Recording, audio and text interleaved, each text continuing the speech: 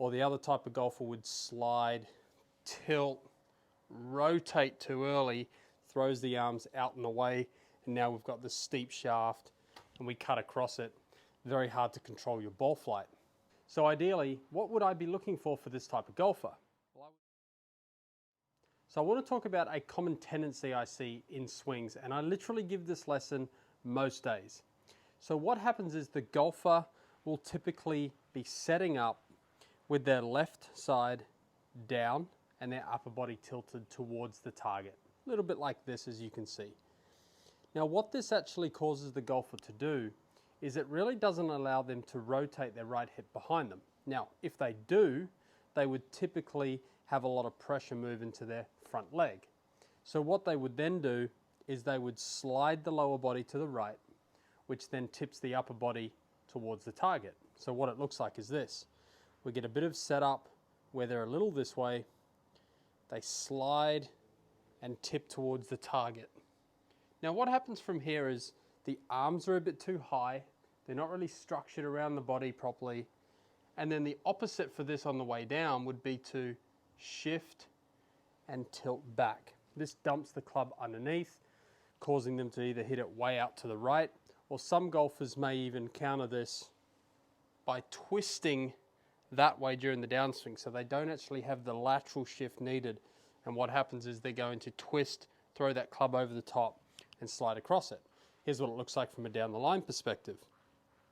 A little bit of setup towards the target, slide with the lower body, tilt with the upper body. We don't have a lot of arm depth, and then we either slide towards the target, tilt back and dump the club underneath, causing us to get a lot of our path moving in to out, a lot of hook shots, a lot of block shots. Or the other type of golfer would slide, tilt, rotate too early, throws the arms out and away, and now we've got this steep shaft and we cut across it. Very hard to control your ball flight. So ideally, what would I be looking for this type of golfer? Well, I would be looking for less slide that way, less tilt that way. So I would set up that golfer by having their left hip a little higher than their right at setup, and it would look like this, left hip higher than right. And what you're going to notice is the upper body slightly tilted away from the target as well. What this now does is it sets us up so that we can rotate into this right side a lot better, and even by just doing this, you can see how my body's orientated differently to if I was to slide and tilt this way.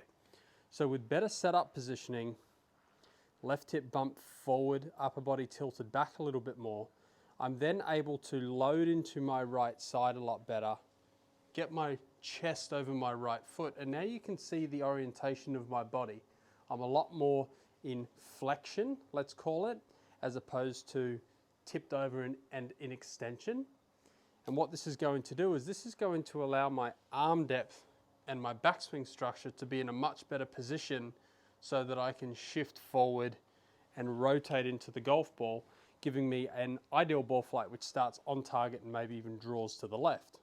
So what does this look like from a down the line perspective? Take my setup position, push my left hip towards the target, tilt my upper body back, loading into my right side, continue to the top, and now you can see that my arms are a lot deeper, my body's in a lot better orientation rather than sliding and tipping over. From here I'm able to shift down into the ball of my lead foot, shifting my pressure, and then I can rotate, and you can see how my path is a lot different. It's moving from more in to out, starts the ball down the target line and moves to the left. So a simple drill that I give golfers to have this feeling is if someone comes to me sliding their lower body this way, tipping the upper body this way, I would simply get them to set up, obviously get into a lot better setup position, left hip slightly more forward, upper body tilted back, arms pointed down, and I want my palms facing the ground. Now, if I was someone who slid my lower body to the right and tipped over, my palms would face the sky. That's what that would look like.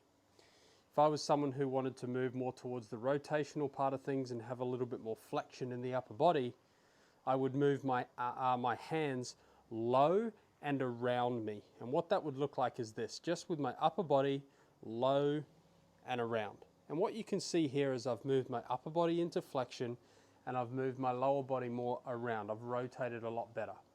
So the difference being pointing at the sky, slide, tip over, low and around gets me more rotated and in flexion. And again, if I was to grab my golf club, I would be in that position there. What does that look like from a down the line perspective?